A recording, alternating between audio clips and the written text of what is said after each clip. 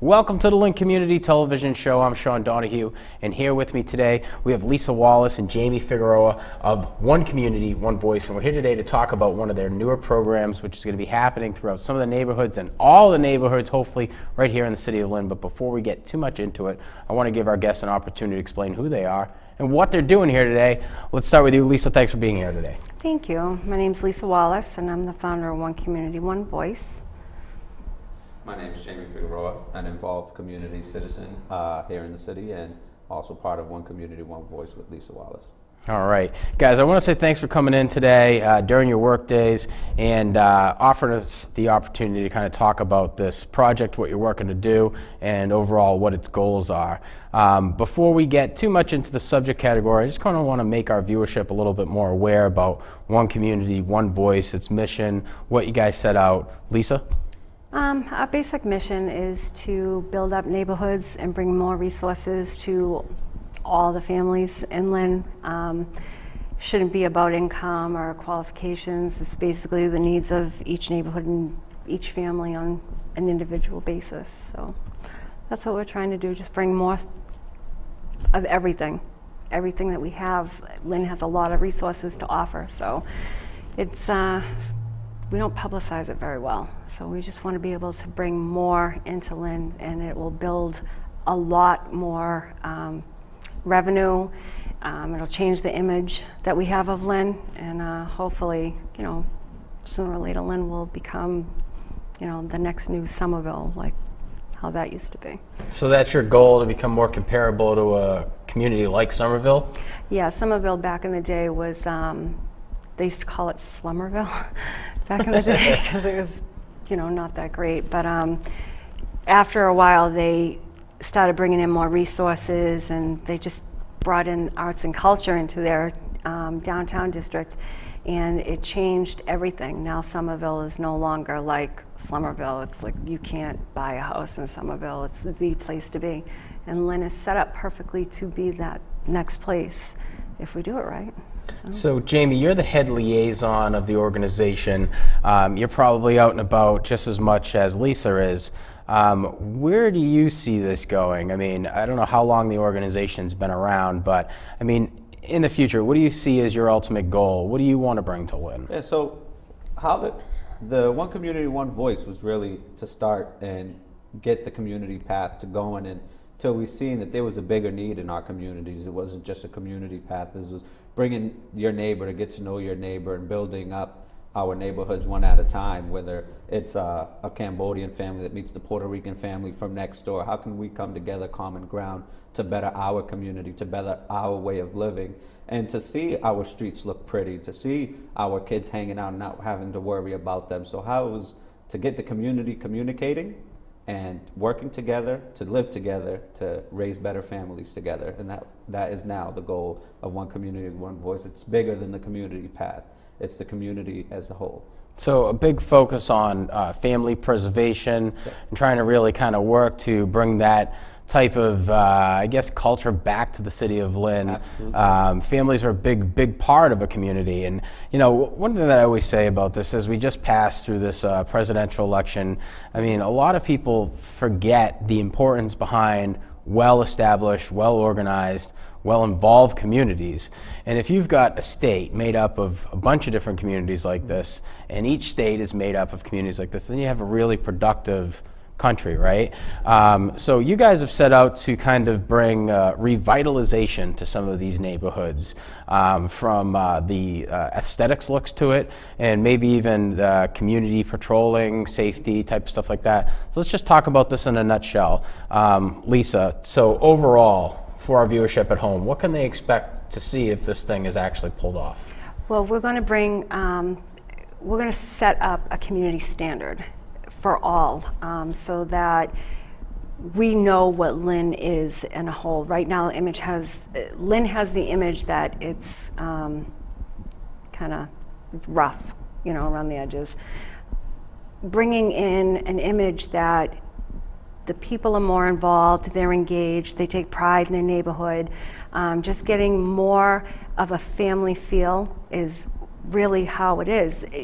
In my neighborhood, in Ward 6 that I lived in, When I first moved in there, nobody knew each other. They lived there for over 20 years and didn't know their neighbor. That was so weird to me. I'm like, how do you wake up every morning and don't know who lives next to you? So what my focus was is bringing the families together. So through that, we started learning that there were more issues that they just kind of felt lost about. So I got together with a couple of the neighbors. We formed One Community, One Voice. We started going to the city council, asking for help. And that's really where we came up with the community path idea. But then with all the things that have been happening with the city lately, it was always been our goal. We've seen the big picture, but especially lately, it really drives home that we need to do this bigger and better. And thank God the city council has been gracious and so understanding of what we're trying to do, and they're more than willing to help. So now we can expect to have more of a city involvement with it too, to help enforce these. So soon we're going to be working on park cleanups, and Jamie can explain a little bit more. We're bringing in other nonprofits and organizations to work with us. We've always worked with other organizations because they were more established than One Community, One Voice was. But we now have a coalition for the community path that will bring in transportation, employment, resources, and that's going to connect to the bike trail in Saugus. Hopefully soon we'll be able to have the waterfront property open, which this path will connect to. Maybe someday in the future we'll be able to have that Riverworks station open. So there's a lot of opportunities to start turning Lynn around so that Lynn will be that place that people want to come and see. But we start first with the people. Let's get them involved, clean up our parks, do the simple steps first. And like park cleanups, and Jamie can tell you more about that. He's the head of that.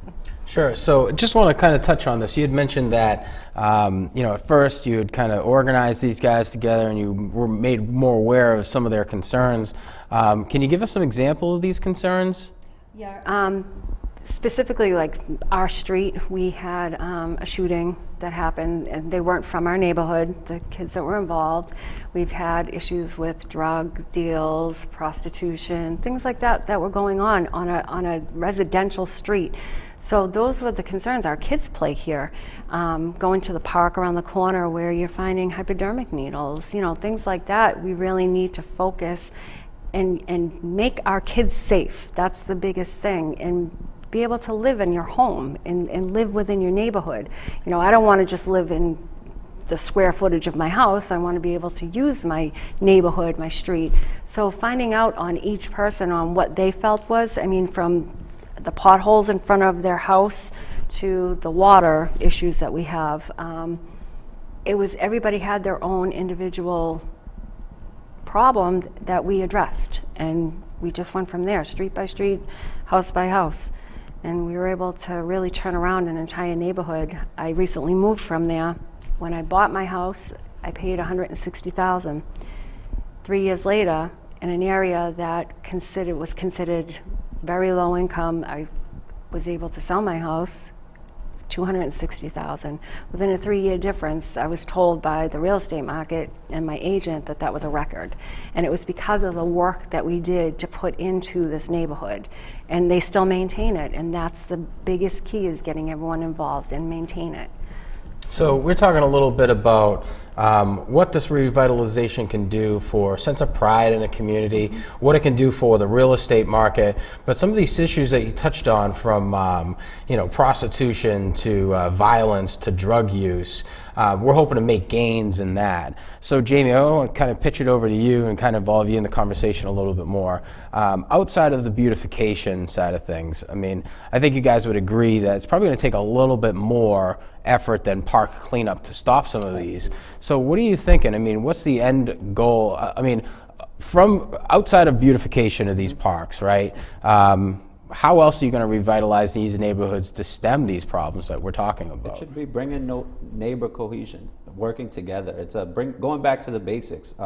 Back in the day, growing up, is your neighbor's kids plays with your neighbor's kids. Neighbors were an extended part of your family. If you were low on sugar, low on salt, hey, Go ask Jessie across the street for some salt. We'll get it back to her when we go grocery shopping. It's going back to that, taking pride in your community and taking pride in your family and the others around you. It's helping someone when they're down. And somewhere I think now it's more evident. Now with Donald Trump as president, you see more people getting together, more people coming together. We have to do something about this. We have to get together. We have to take us back. We have to take our community back away from the people who've been trying to separate us. So it's going to that, Sean. It's very simple, getting back to the basics. When it's snowing outside and you're helping your neighbor snow blow their yard, and in summer, they're helping you mow the grass. It's getting back to that. It's getting together, working together for a better outcome for everyone, and really knowing that, okay, now I can let my kid because it's safe, and my kid's going to come home when the sun goes down and come eat dinner and go to bed peacefully and get ready to go play outside again tomorrow. That's what we have to get back to. Okay. So so I just want to make this clear for the viewership. So you're saying get back to where? To what? So when you know you're going to let your kid outside and they're going to come back home safe, maybe a scratch from falling on the ground, but nothing more than that. They didn't go outside and see something crazy. So safer streets. Yeah, safer streets. Is what we're trying to achieve. Community cohesion, and really, like at the end, it's getting back to one community and one voice. It's my voice is just as good as yours. Your neighbor's voice is just as good as the next one. And it's getting down to that where one community, we're no longer, oh, he's across the street, I don't play with him because he's black, or I don't play with him because he's Spanish. No, our kids have similar interests, same interests. They just want to be kids, have fun. And with that, one step is going to show our parents, no, we're together again. Let's all get together now. So promoting diversity as well. Absolutely. I mean, this city speaks 36 languages. I mean, you go down the street, you see 10 different colors. Everyone's one in my eye, and that's how I want other people to see it. Yeah, I think Lynn is an example piece for a lot of communities in regards to how well a community can work when there are multiple different cultures here. Lynn has always pretty much been the gate, so to say, to this country for a lot of different countries, for a lot of different citizens who have immigrated. So, I just want to make sure that a lot of people out there who are watching understand that Lynn has always been a staple in this. But what you guys are talking about is really, really important in regard to developing this community and making our citizenship more involved and more informed too.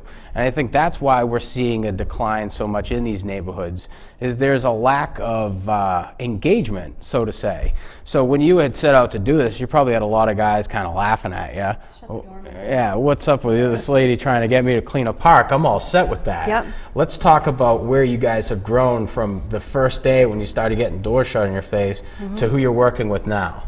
Well, when I first wanted to do something, I went door to door and just talked to my neighbors.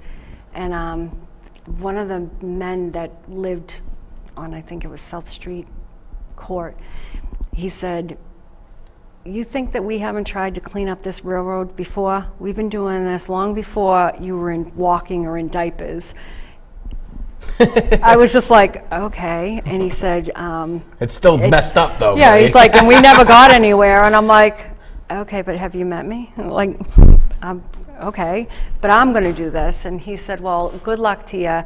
I fought that fight. And I said, all right, well, I'll keep fighting that fight. And as I went on, just doing small things around my house, I had someone say to me, you could put 14-karat gold stairs on your house, and the value will never get any greater because of your neighborhood and your environment. So I went, all right, so I'll change the neighborhood. And they laughed. Don't laugh at me. Watch. So just watch. So slowly but surely, I started finding more resources from, say, Lynn Community Association, Raw Arts, Arts After Hours, all of these different organizations that we have here in Lynn that have been around, but unfortunately, some of the neighborhoods have their own little sub-communities where if they're segregated on the fact that their income is different, their language is different, their work schedules are different. We have people that don't work 9 to 5, they work from 9 to 11. How are they going to be engaged? They're not even home when business hours are open. So finding a way to get that altogether was a challenge, but we did work it out. Finding more people to help with the language barrier brought us to a whole new level, I want to say, where the city council is involved. We have other foundations that have gotten involved. Neighborhood Development is now our fiscal agent for the coalition, for the community path. We just have had Lynn Museum, Lynn Arts, all of these new, to us, foundations and organizations have now just embraced the fact that, wow, they didn't realize the length of where they could extend, I guess, where their reach could go. So bringing them right into the neighborhoods is our goal. So we've gone from just neighborhood meetings to now hosting meetings at the State House with Tom McGee. That's another one of our big supporters, and it's helping us get the lease. But having people like Jamie on is so important because it brings the connection to the cultures so that there is a bridge. You know, I don't feel, oh, well, I can't talk to them because Jamie's in our group and he bridges our gap. So Very important. we do that with each of I mean, in my street alone, we have, I think, all 36 of them. I met people I didn't even know what country they were from. I had to look it up. But that's the important thing, is having our children be immersed with all different types of cultures. And that's the greatest thing. I grew up in Saugus where there was only like one. We didn't have anything other than like the white Italian Americans, that was it.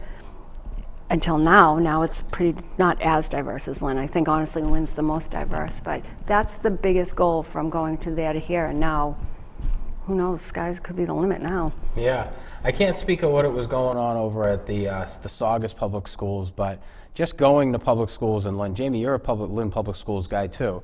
I mean, we all went to recess together, and that was what was weird for me. When I went to Framingham State, like, I'm from Lynn, and I'm walking around, and I'm like, who am I gonna dance with? Like, there's all these white people here. I don't know if I feel real comfortable about this.